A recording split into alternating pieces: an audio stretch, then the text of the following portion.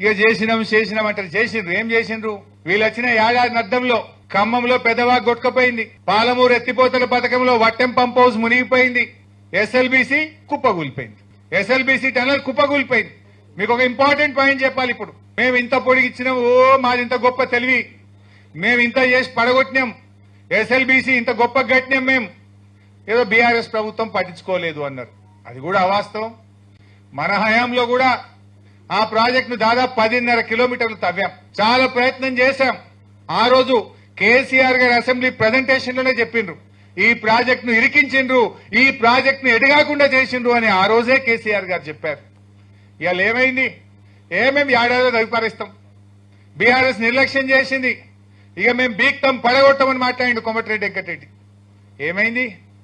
ఆగమాగం పోయినరు, నిపుణుల సలహా తీసుకోలేదు, సరిగ్గా చూసుకోలేదు. ఇవాళ పోయి తవ్వితే అది కుప్పగూలితే 8 ప్రాణాలు పోయినాయి. బాధ కలిగే అంశం ఏంటంటే ఈరోజు అది టీబీమ్ మిషన్, అది లోపలికి పోవడే తప్ప బయటకు వచ్చుడు ఉండదు. ఎందుకు బయటకు రాదు అంటే అది తవ్వేటప్పుడు 10 మీటర్ల వ్యాసంతో తవ్వుతూ లోపలికి పోతుంది. అది ఎట్లెట్లా లోపలికి పోతుందో వెనుకకేసి సిమెంట్ లైనింగ్ చేసుకుంటూ వస్తారు. 0.8 మీటర్ సిమెంట్ లైనింగ్ అవుతుంది. అంటే అప్పుడు నీళ్ళు వచ్చేది 9.2 మీటర్స్, 9.2 మీటర్ల వ్యాసంతో ఆ సొరంగం ఉంటుంది నీళ్లు రావడానికి. ఆ టీబీఎం అట్లే తవ్వుకుంటూ పోయి లాస్ట్కు దాని సైడ్ కొత్తేస్తారు. సొరంగం అంతా అయిపోయినాక నీళ్లు రావాలనేది దాని ఆలోచన. ఇన్లెట్ నుంచి ఒక టీబీఎం, అవుట్లెట్ నుంచి ఒక టీబీఎం పోయింది. ఇప్పుడు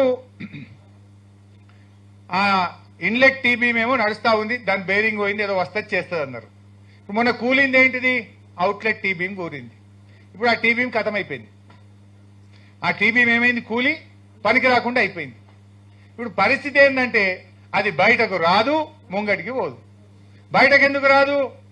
నువ్వు వెనకకెళ్ళి సిమెంట్ లైనింగ్ చేసినావు కదా, దాని వృత్తం 10 మీటర్లు, కానీ నువ్వు లైనింగ్ చేసిన తర్వాత 9.2 మీటర్స్ తో అయిపోయినాక 9.2 మీటర్సే క్లియర్ విడుతుంది. ఇప్పుడు తీయాలంటే మనం మొత్తం లైనింగ్ అన్న గులగొట్టాలి. లైనింగ్ గులగొట్టలేవు, టీబీ బయటకు రాదు, అది ముంగటికి పోదు. మొత్తంగా ఎస్ఎల్బీసీ త్రిశంకు సర్గంలో పట్టదీయాలి. ఇలా పరిస్థితి ఏంటంటే కనీసం శవాలు కూడా బయటకు తీస్తలేరు. 2 నెలలు అయిపోయింది. ఇక దాని ఆపరేషన్స్ కూడా బంద్ చేసి నెత్తికి చేతులు పెట్టుకొని కూర్చున్నారు. ఇక మేము వడగొట్టినాము, మేము ఇంత చేసినాం, మేము అంత చేసినామంటే ఏం చేసిరు నాయన? Peddavagu కొట్టుకపాయ్, tunnel కుప్పగూలిపాయ్, Vattem pump house మునిగిపాయ్. ఏడాది అర్థంలో మీరు ఉద్ధరించింది ఏంటంటే 1 ఎకరానికి నీళ్లు ఇచ్చింది లేదు, ఒక ప్రాజెక్టు పూర్తి చేసింది లేదు, చేసింది ఏమి లేదు. కాళేశ్వరం ఏమో కావాలని పండబెట్టిరి.